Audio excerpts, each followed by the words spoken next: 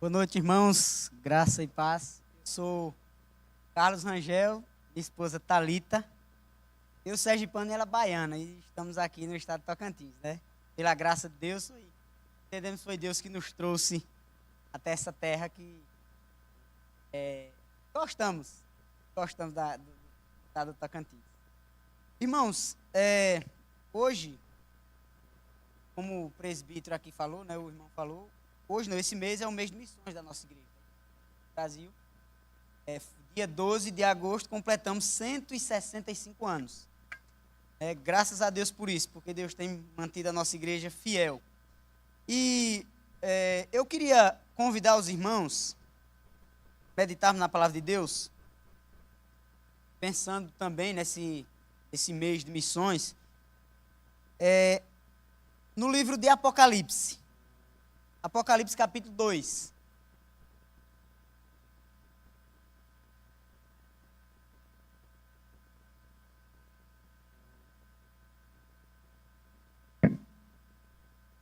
Apocalipse capítulo 2, versículos de 1 a 7.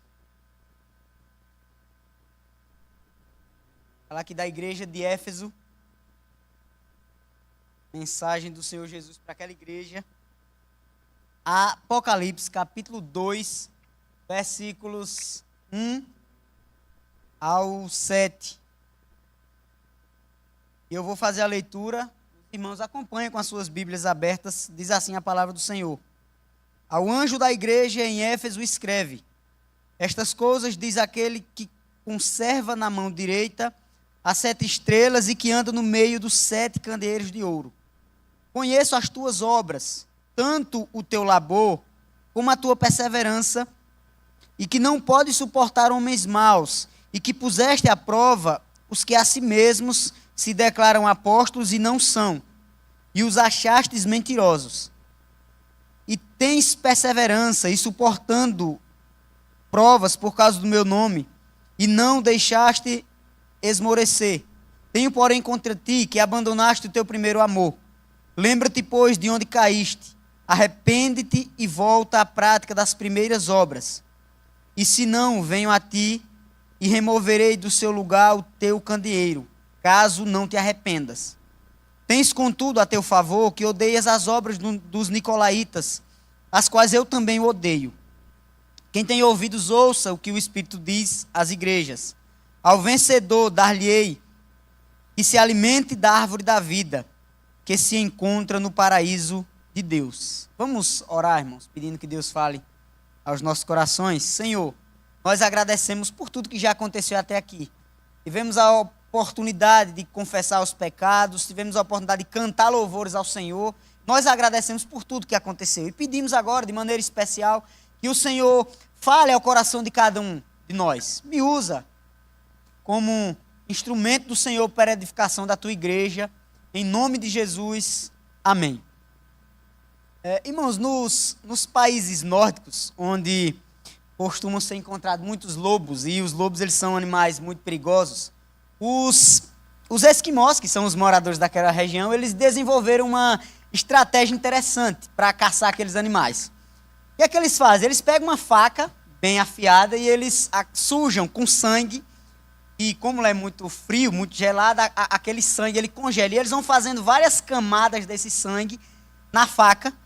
E aí eles colocam essa faca com a parte cortante para cima em algum local onde os lobos costumam passar. E os lobos, atraídos por esse sangue, eles acabam ali lambendo aquela faca. E acontece duas coisas. Uma é que a língua quente do lobo, ele lambendo ali, o sangue vai derretendo.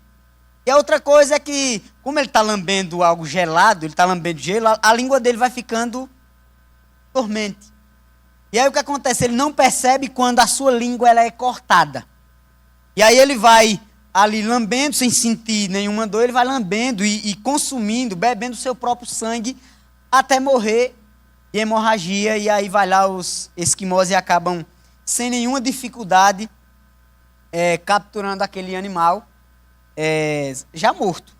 Veja que aparentemente para aquele lobo, tudo estava indo bem, ele estava se alimentando, ele estava consumindo aquilo que ele gosta, o sangue. Mas, na verdade, ele estava morrendo sem perceber. É o famoso sorvete da morte. Era o que estava acontecendo ali. Irmãos, nós estamos diante de uma carta escrita e direcionada a uma igreja que estava numa situação de morte. Era uma igreja que estava morrendo, mas que aparentemente estava viva. No capítulo 2 e 3 de Apocalipse, através de João, Jesus ele escreve cartas, né, a 7 igrejas da Ásia Menor, que ficaram conhecidas como as igrejas do Apocalipse. E por que 7? Será que só existiam 7 igrejas ali? Com certeza não, mas é porque o número 7 em Apocalipse, ele representa, tem um significado de completude. Então é como se Jesus escrevendo para aquelas 7 igrejas, ele estivesse escrevendo, na verdade, para todas as igrejas a quem ele quer falar, quem o próprio Jesus quer falar. E os problemas que aquelas igrejas enfrentavam, cada uma delas tem um pecado, tem algum problema específico, e Jesus vai tratar de forma individual, mas cada igreja daquela, os problemas que cada igreja enfrentava são problemas que as igrejas sempre enfrentaram, a igreja de hoje enfrenta, e sempre, a igreja sempre vai enfrentar esses problemas. O que Jesus faz nessas cartas, ele tratando as situações de cada igreja, ele também está tratando situações do nosso coração, porque Jesus ele conhece as motivações do nosso coração. Às vezes, nem sempre quando tudo externamente está bem, internamente está bem. A igreja de Éfeso é um exemplo dessa igreja. E Jesus ele vai, nessas cartas, né, ele vai iniciar, cada uma delas, ele vai se apresentar de uma forma pessoal, mostrando que ele é aquele que não está ali somente para criticar, falar dos pecados, dos problemas que a igreja tinha. Ele estava ali para cuidar, para pastorear. Jesus tinha esse propósito quando ele escreve. Por isso ele se apresenta de uma forma bem pessoal e ele vai destacar em cada carta, ele vai iniciar destacando quem ele é. Aqui nessa em específica, ele vai começar dizendo o seguinte: ao anjo da igreja em Éfeso, né, ele está escrevendo para aquela igreja, escreve: estas coisas diz aquele é o próprio Jesus, aquele que conserva na sua mão direita as 7 estrelas e que anda no meio dos 7 candeeiros de ouro. O anjo da igreja é o pastor. É claro que ele não está querendo se referir aqui com o pastor como aquele que não tem pecado, aquele que não tem erro nenhum. Mas é porque a palavra anjo, ela significa mensageiro. Então, ele está escrevendo essa carta para o mensageiro, para o pastor, que vai entregar essa mensagem para aquela igreja. As 7 estrelas e 7 candeeiros está falando da igreja, tem o mesmo significado, é a igreja. A igreja onde o nome de Cristo ele é pregado. E Jesus ele vai dizer, ele é aquele que conserva e que anda no meio dela, ou seja, é aquele que cuida, é aquele que está andando no meio do seu povo, que conhece o seu povo e quer tratar o seu povo. Ele quer tratar o problema daquela igreja, ele quer tratar os nossos problemas. E o versículo central dessa carta é o verso 4. E diz: tenho, porém, contra ti que abandonaste o teu primeiro amor. Nós vamos ver aqui, nós já lemos, irmãos, Jesus ele faz vários elogios àquela igreja. Só que ele faz uma crítica muito pesada, com o objetivo de tratar aquela igreja. Éfeso, como eu falei, ela estava em um processo de morte. Era uma igreja que estava morrendo espiritualmente, estava morta espiritualmente, mas eles não conseguiam perceber isso. Por isso que nós podemos dizer que a igreja de Éfeso era uma igreja sem propósito. E é sobre isso que eu queria falar nessa noite, né, sobre uma igreja sem propósito. Esse é o tema da nossa meditação nessa noite. Em primeiro lugar, sobre isso, irmãos, uma igreja sem propósito não é necessariamente uma igreja inoperante. A igreja de Éfeso, a gente pode ver aqui no texto, que era uma igreja ativa. Jesus teceu alguns elogios a ela, mostrando que aquela igreja, de fato, não era uma igreja inoperante, era uma igreja operante. Só que mesmo assim, mesmo sendo uma igreja operante, era uma igreja que não estava cumprindo o seu propósito de ser igreja. Por isso, a exortação no versículo 4. Olha o que Jesus vai falar aqui, os elogios, né, os aspectos positivos daquela igreja. Versículo 2, ele diz assim: conheço as tuas obras, tanto o teu labor como a tua perseverança. Veja, não era uma igreja que era inoperante. Jesus está elogiando: olha, eu conheço, eu sei das obras que vocês praticam. Eu sei do labor, do trabalho, do esforço de vocês. E aí, irmãos, todos nós somos chamados a servir. Todos os cristãos, todo crente é chamado a servir. E Jesus, ele elogia essa igreja por isso, pelo seu serviço, pela sua dedicação. E aí eu pergunto aqui, será que ele fazia esse elogio a nós? Não à igreja no geral, mas a cada um de nós individualmente. Se essa carta fosse escrita para você, será que Jesus faria esse elogio? Que você é dedicado, que você é um cristão que serve, ele conhece o teu labor, o quanto você se dedica para ele, para a igreja dele.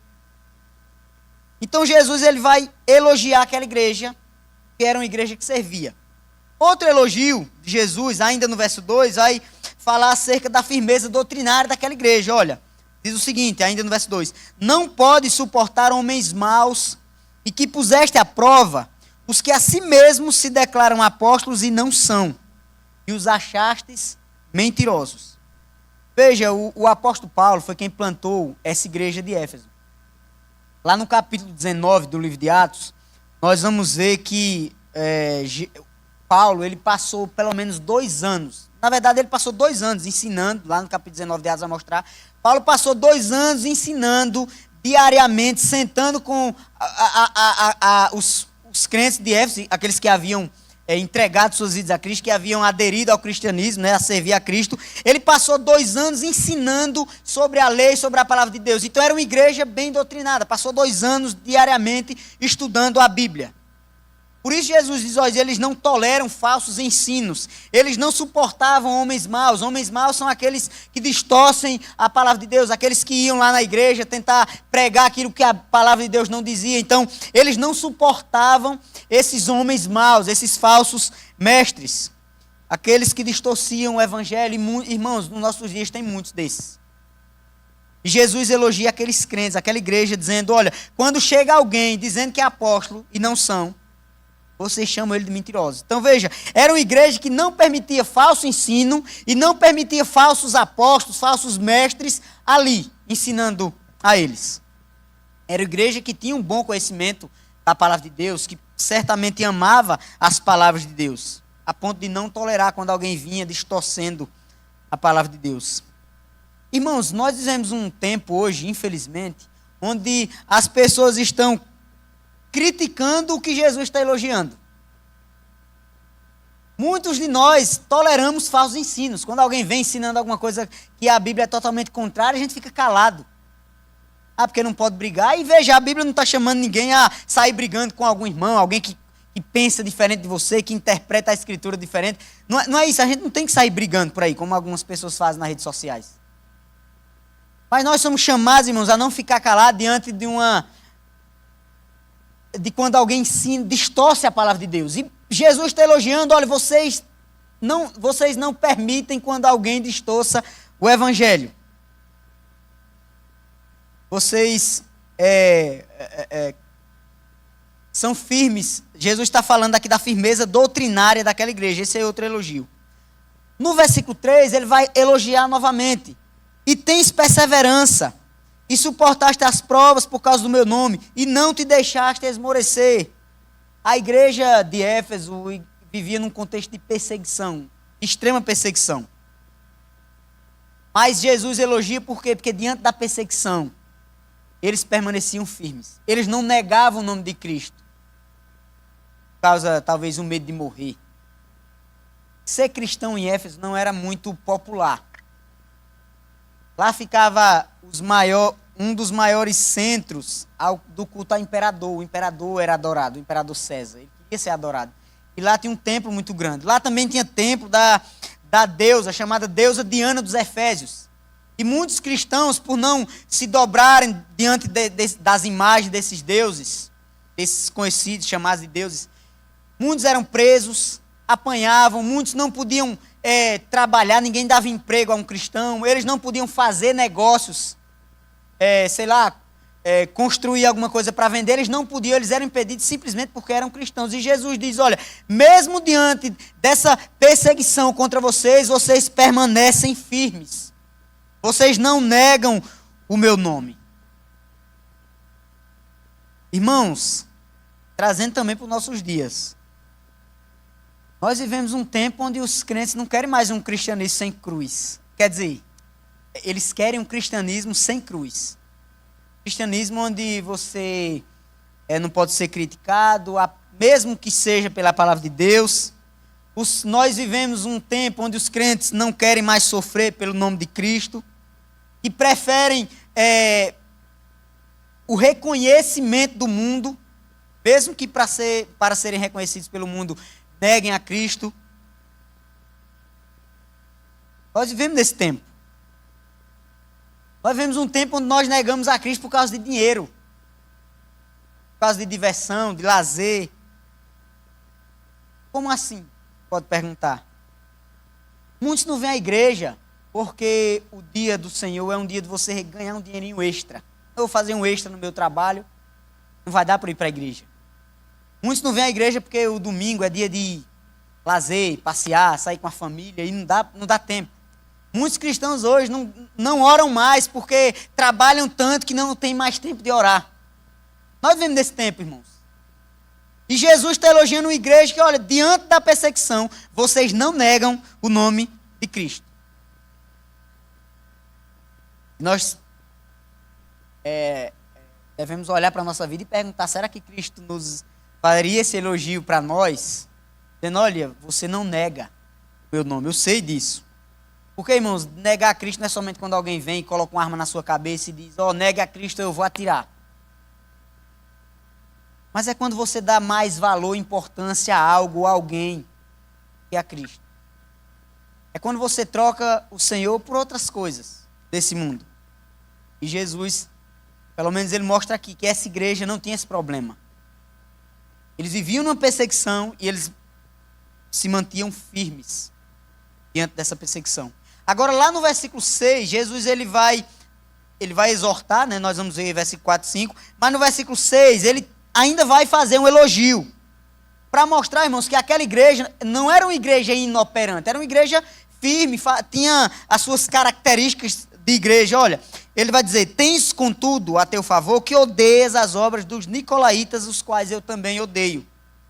Veja, Jesus elogia aqueles crentes, porque assim como o próprio Jesus, eles odiavam as obras dos nicolaítas. Veja que Jesus não odeia os nicolaítas, a pessoa, as pessoas, mas ele odeia a prática que aqueles homens, né, a prática deles, aquilo que eles faziam. E como cristãos nós devemos odiar o pecado. Veja, nós não temos muita informação de quem eram os nicolaítas e o que eles ensinavam. Porém, mesmo com pouca informação, os estudiosos, a maioria deles, vão afirmar que esses homens, esses nicolaítas, eles pregavam o evangelho sem exigências e proibições. O cristão era livre, você podia ser cristão e você pode fazer o que você quiser da sua vida. Os estudiosos vão dizer que eles incentivavam os crentes a comer, pode comer comida sacrificada, não vai escandalizar ninguém, não tem problema nenhum. Eles ensinavam que o sexo antes e fora do casamento não tinha problema, não era pecado. Eles incentivavam, eles acabavam estimulando a imoralidade sexual. Isso era a prática dos nicolaítas.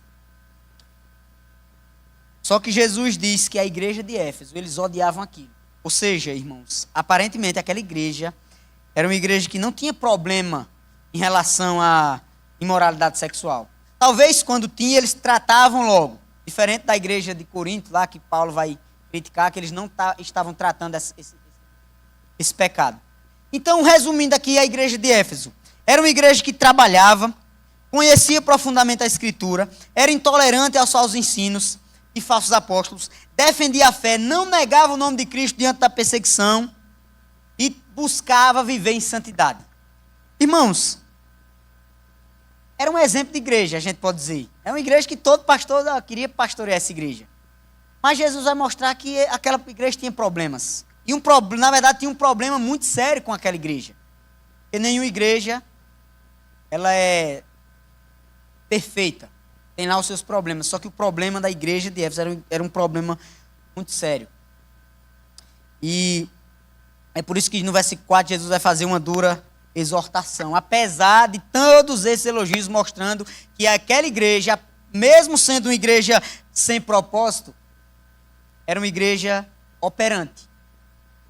Então, irmãos, primeiro lugar, uma igreja sem propósito não é necessariamente uma igreja inoperante.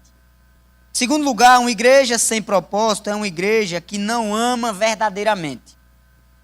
Verso 4, 5, vamos ver sobre isso. Verso 4 diz o seguinte, a exortação. Tenho, porém, contra ti que abandonaste o teu primeiro amor. Segundo o dicionário, abandonar significa deixar o desamparo, deixar só, não fazer caso de, negligenciar, renunciar a, desistir de. Ou seja, abandonar não é necessariamente deixar de fazer, mas é fazer de qualquer jeito, talvez. A ideia de abandonar aqui não é que eles deixaram de fazer as coisas, eles faziam as coisas de crentes, mas a motivação, porque a ideia do amor aqui, o primeiro amor tem a ver com a motivação pelo qual eles estavam fazendo. A igreja, irmãos, de Éfeso, por isso que a gente pode falar, que era uma igreja sem propósito, que estava morrendo.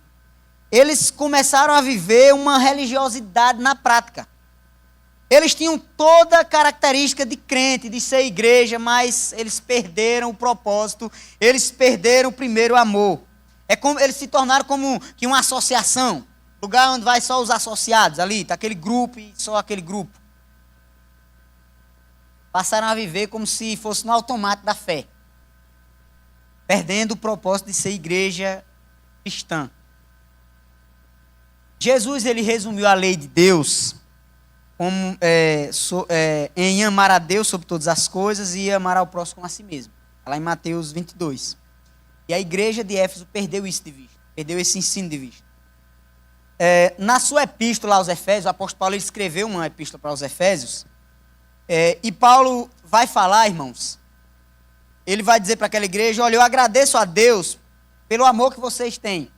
Lá em Éfeso 15, 16 diz o seguinte, Paulo escrevendo para eles, por isso também eu tenho ouvido a fé que há entre vós no Senhor Jesus e o amor para com todos os santos.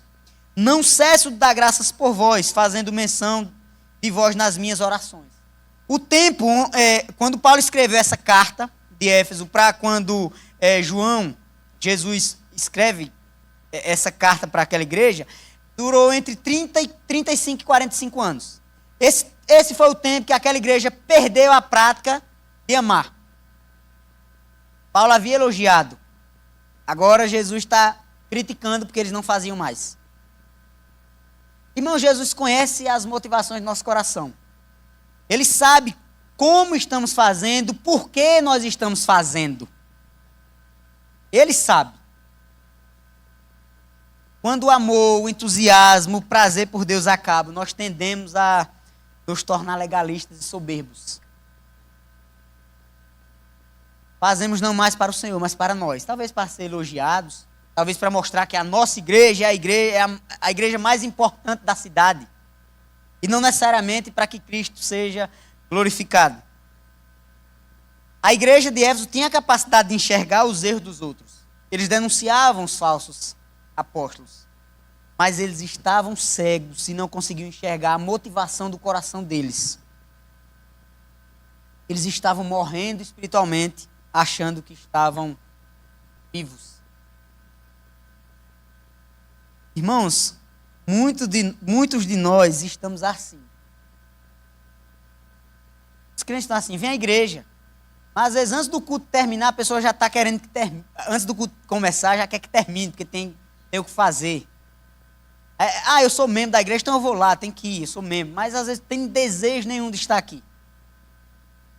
Vem, mas no coração não está. Às vezes nós perdemos a empolgação pelo Senhor. Às vezes até cantamos aqui empolgados, mas quando a música acaba, aí a empolgação também acaba.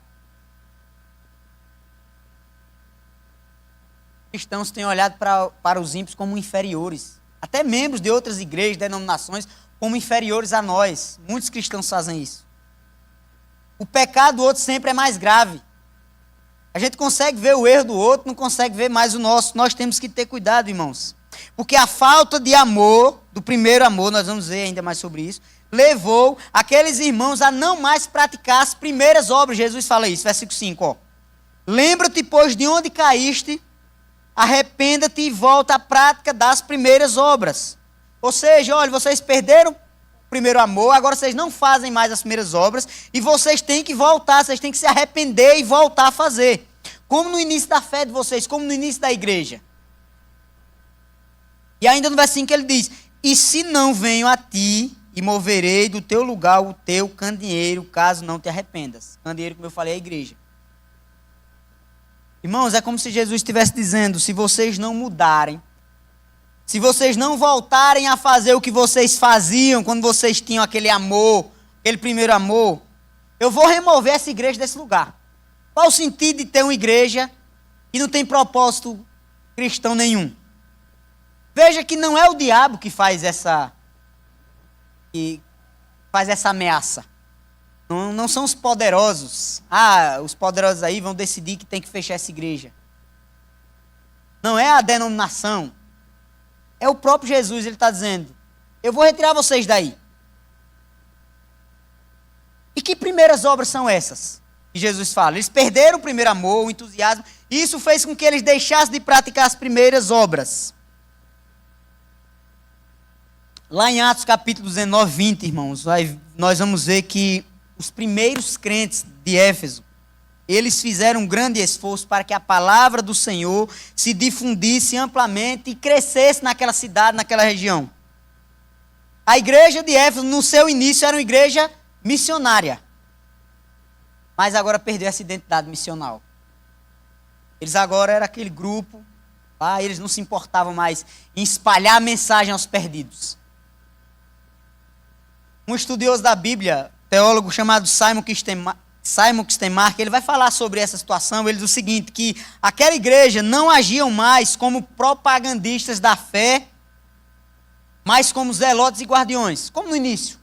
Eles não mais espalhavam a mensagem, eles guardavam. Quando vem alguém ensinar alguma coisa errada, eu sei aqui o que está certo. Mas eles não ensinavam a mensagem correta àqueles que estavam perdidos.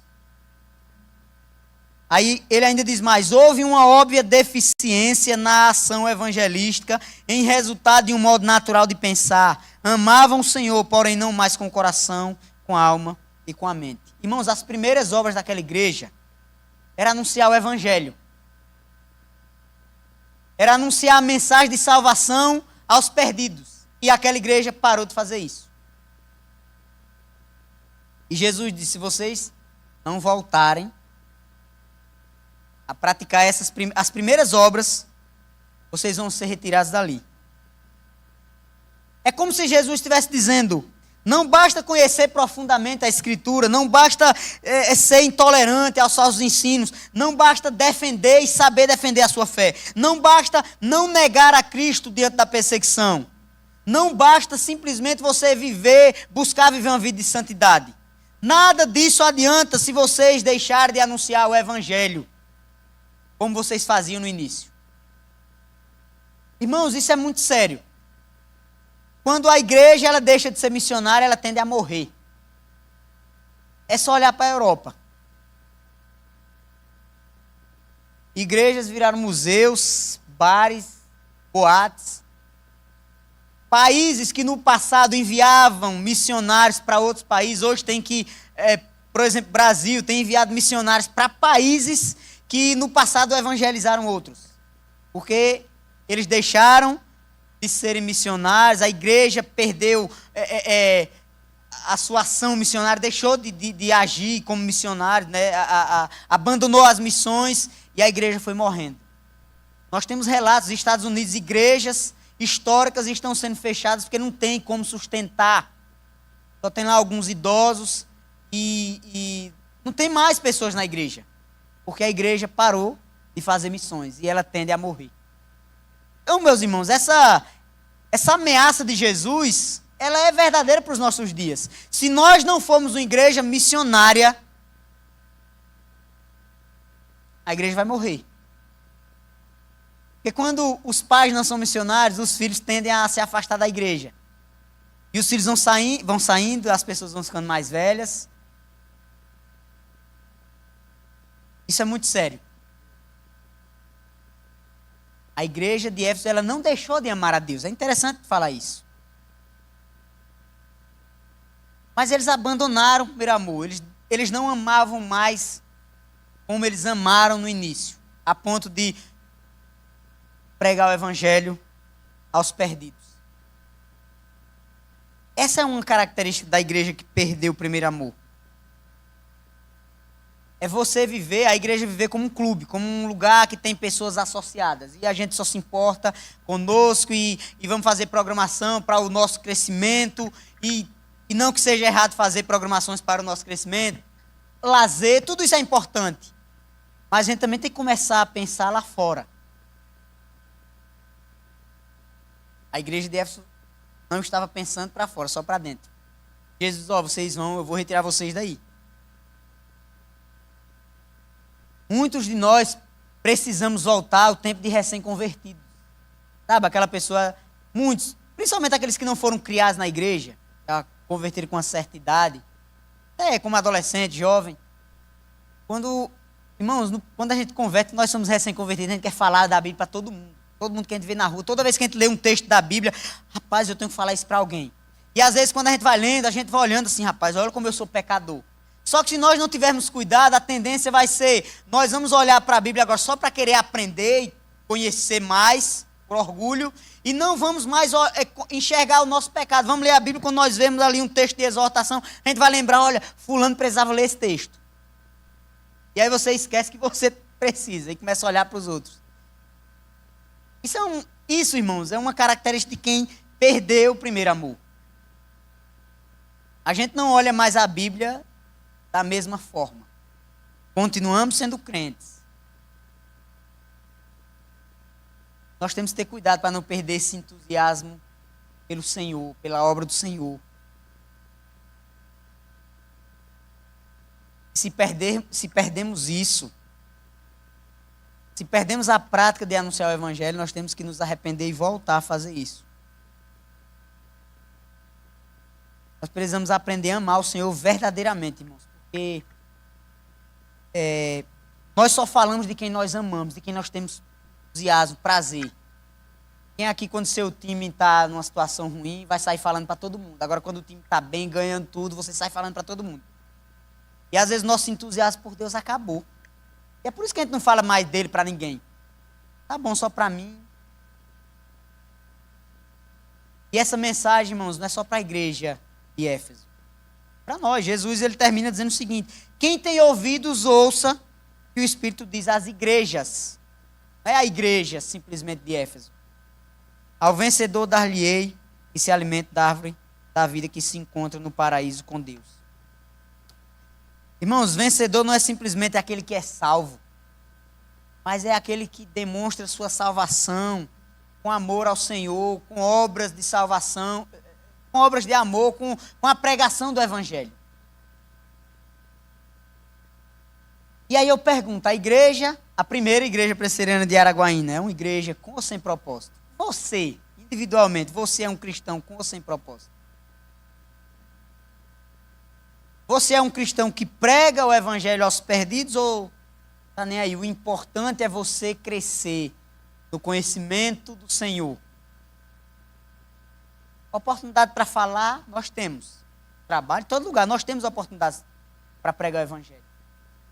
O que falta às vezes é empolgação, é vontade. Será que a sua vida está como a do lobo, que estava gostando tanto de lamber aquele sangue que não percebeu que ele estava morrendo? Às vezes nós estamos como o lobo, não percebemos que estamos morrendo espiritualmente. E, irmãos, para você conseguir perceber se você está morrendo espiritualmente, é se você prega o Evangelho aos perdidos.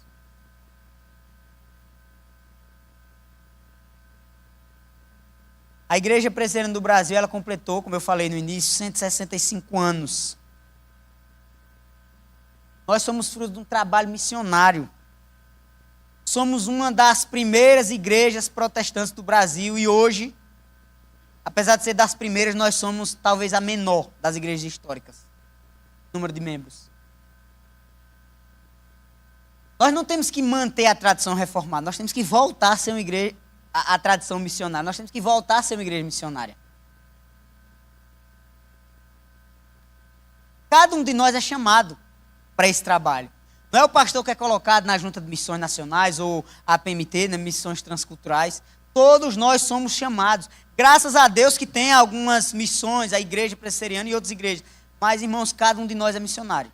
Se nós fazemos isso, nós vamos crescer. Não simplesmente crescer a igreja presbiteriana, o objetivo não é esse. Mas fazer com que mais pessoas ouçam o verdadeiro evangelho. Sirva na sua igreja, ame a palavra de Deus, conheça a palavra de Deus, busque firmeza doutrinária. Eu creio que nessa igreja vocês têm aprendido. Tudo isso é importante, irmãos. Mas seja um missionário.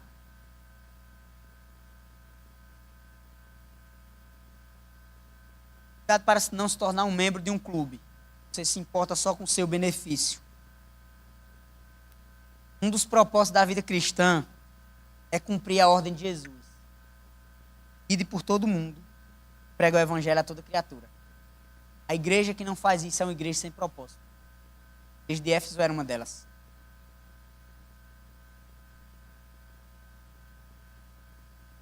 Alguém disse que todo cristão ou é um missionário ou é um impostor. Deus nos ajude, irmãos, a sermos missionários, não impostores. Vamos orar? Senhor nosso Deus, Pai, obrigado, ó Deus, porque a Tua palavra, ela nos exorta, nos anima. Todas as vezes que nós estamos saindo do trilho, o Senhor, através da Tua palavra, nos coloca de volta nos trilhos. E eu peço ao Senhor, ó Deus, que o Senhor nos ajude a sermos missionários. Nós queremos ser cristãos com propósito. Nós queremos ser uma igreja com propósito.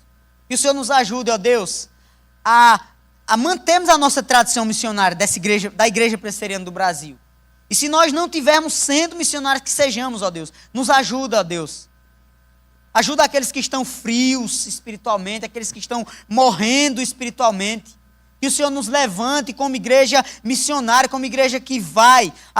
O Jesus disse que as portas do inferno não prevalecerão contra a sua igreja.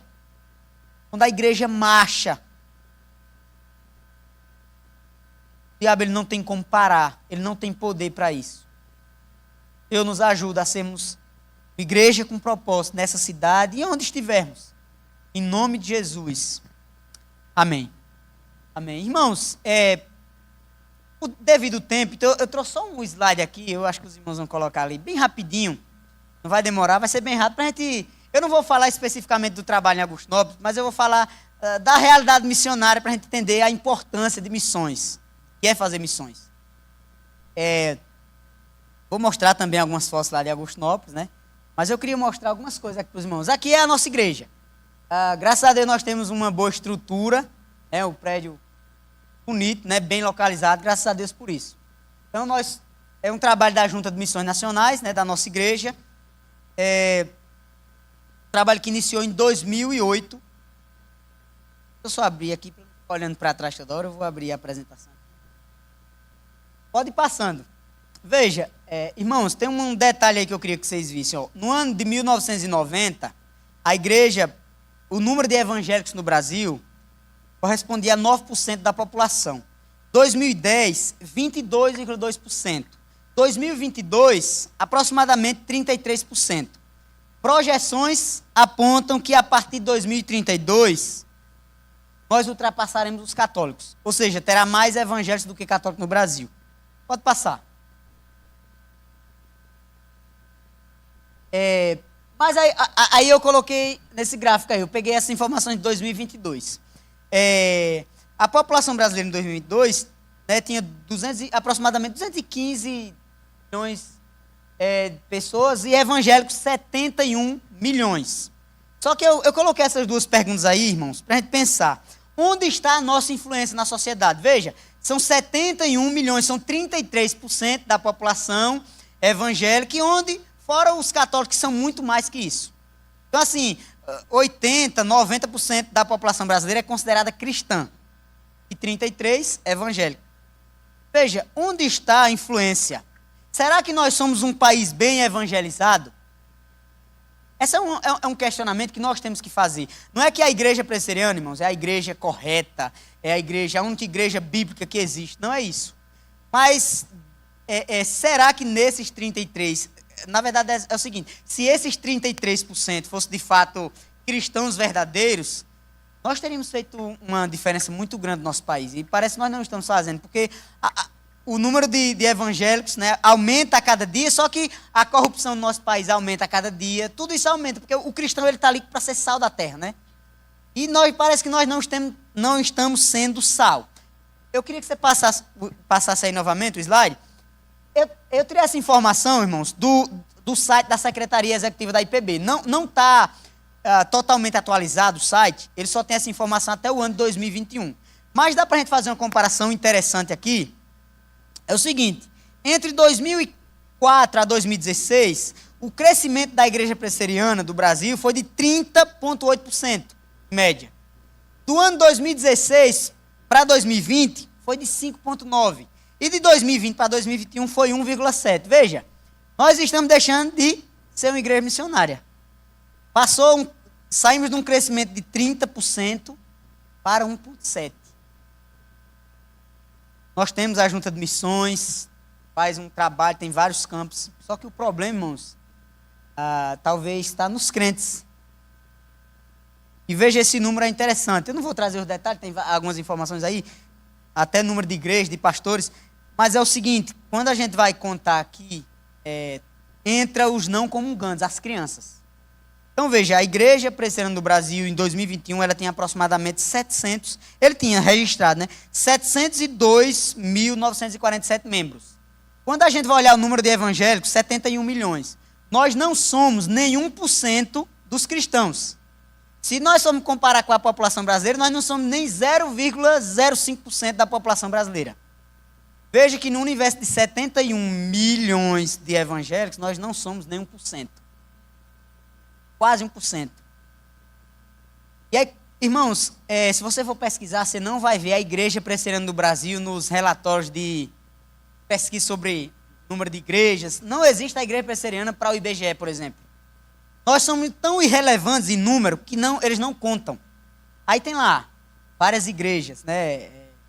Vou nem falar aqui o nome, mas os irmãos já sabem, várias igrejas estão lá, não sei quantos mil membros, até milhões de membros, várias igrejas que pregam o evangelho totalmente distorcido. Eu queria trazer essa informação aqui, irmãos, para a gente perceber que nós precisamos evangelizar mais, porque está acontecendo um evangelismo no nosso país, mas é um péssimo evangelismo. As pessoas estão tendo acesso a um evangelho errado, distorcido. Eu desafio quem gosta de ouvir podcast, tem um podcast chamado, agora me fugiu, Traficantes Evangélicos. Às vezes quando você tiver o tempo, é uma conversa, né, no Inteligência Limitada. Vocês ouçam essa conversa. Traficantes Evangélicos é o tema, é a conversa lá. Irmãos, tem traficantes que estão matando em nome de Cristo. Eles são crentes, eles estão matando, eles estão fechando outras igrejas, estão fechando centro de macumba, porque não é evangélico, só tem igreja evangélica. E eles estão sendo contados dentro desses 71 milhões de evangélicos que tem no Brasil. E a Igreja Presbiteriana, que não só nós, mas existem outras igrejas sérias, elas estão, como nós aqui, um exemplo, nós estamos saindo de 30, está meio ruim de ver ali, né? Mas nós éramos uma igreja de 30% de aumento para 1,7%. E aí a gente pode colocar, irmãos, talvez esse 1,7 seja os filhos dos crentes que nasceram, aí são batizados e são colocados aqui no relatório. Então nós não estamos sendo uma igreja missionária, apesar de investir muito. Porque, irmãos, não é só o investimento financeiro que a Igreja Presbiteriana faz, mas é cada um de nós. Enquanto nós continuarmos braços cruzados, sem pregar o evangelho, nós vamos ver a nossa igreja, às vezes, crescendo 1%, 1,7%, e essas igrejas que pregam o evangelho errado, crescendo, e o nome de Cristo, ao invés de ser honrado, nosso país sendo envergonhado. Eu quis trazer aqui, meus irmãos, para a gente pensar um pouco sobre isso. Nós não somos um país bem evangelizado, apesar de a projeção mostrar que poderemos ultrapassar os católicos. Mesmo assim, nós não somos um país evangélico. Porque igrejas sérias como a nossa, o crescimento é muito pequeno. Então, irmãos, é interessante nós pensarmos sobre isso. No mês de missões, o quão como nós estamos contribuindo para missões. Se for só com dinheiro, sinto me informar que não é só isso. Você não é um missionário porque investe em missões financeiramente. Você tem que ser um missionário de fato. Pregar o evangelho, você vai sim ajudar missionários financeiramente, vai fazer isso, mas você tem que ser um missionário onde você estiver. E aí nós vamos começar a ver isso mudar. A nossa igreja vai crescer, as pessoas vão ter acesso a um verdadeiro evangelho e vai haver uma verdadeira mudança nos evangélicos, né, nos cristãos. E nós não vamos ver podcast falando sobre traficantes evangélicos, mostrando que as pessoas estão, em nome de Cristo, matando, em nome de Cristo, assaltando, em nome de Cristo, fechando outras igrejas ou templos de outras religiões. Agora passa um pouquinho aí, novamente. Então agora voltar para a nossa igreja. Igreja de Augusto Nobre, irmãos, veja, nós somos um campo missionário da Junta de Missões. Hoje nós contamos com 20 membros comungantes e 15 não comungantes. Só que, infelizmente, desses 35, contando aí comungantes e não comungantes, nós temos, às vezes, o culto, no máximo 15 pessoas. As pessoas estão, os crentes estão desanimados, frios espiritualmente. Nós não temos, apesar de no hall de mesmo ter esse número aí, na verdade não é bem isso, é menos. Pode passando. Aqui pode passando rápido, só algumas fotos que eu quis trazer da nossa EBD. Nós temos investido em crianças, já que os adultos não querem aprender, a gente ensina as crianças. Pode passando. Aí foi EBD também, pode passando. Aí trabalho nas casas, nos lares dos irmãos também. Passe. Pode passar nos lares aí também. Nos lares. É só algumas fotos. Trabalho nos lares. Novamente nos lares. Aqui é evangelismo que a gente faz às vezes. Aqui a gente fez com os pré-adolescentes, né? Como eu falei, os adultos não querem, a gente ensina aos jovens para que eles cresçam, né? Para que eles, às vezes, até evangelizem os pais. Aqui, mais fotos do evangelismo, pode passar. Pode passar. Pode passar. Esse aí, irmãos, foi o culto de aniversário da igreja. Talvez esse é o dia que tem mais gente na igreja. Graças a Deus o povo foi ouvir a pregação, né? Pode passar. Então aqui, eu queria colocar ali o seguinte. Como vocês podem nos ajudar? Orando por nós, pelo trabalho, para que Deus fortaleça os crentes que estão lá. Nos fortaleça também, né? Que às vezes dá um desânimo, a gente prepara o sermão, e os irmãos não aparecem. Às vezes até os não crentes chegam na igreja e até desanimam quando vê a igreja assim fria. As pessoas percebem quando a igreja está fria, né? Aí não ficam muito animados para continuar. Outra coisa é indo. Às vezes fazer um trabalho de evangelismo lá, né? Férias. Vocês podem nos ajudar também dessa forma, né? Principalmente orando e quando puder, indo. Tem que fazer esse trabalho de missões aqui, cada um no seu trabalho, onde vocês estiverem, mas se puderem contribuir com a gente lá também, e nas férias, passar uns dias lá com a gente evangelizando, também é importante. E aí, falaram para eu colocar contribuindo. Então, irmãos, é isso. Deus nos abençoe, Deus nos ajude a enxergar aqui, né, o quão, infelizmente, o quão nós ainda temos sido deficientes em relação às missões. Deus nos ajude, nos anime aí para sermos missionários.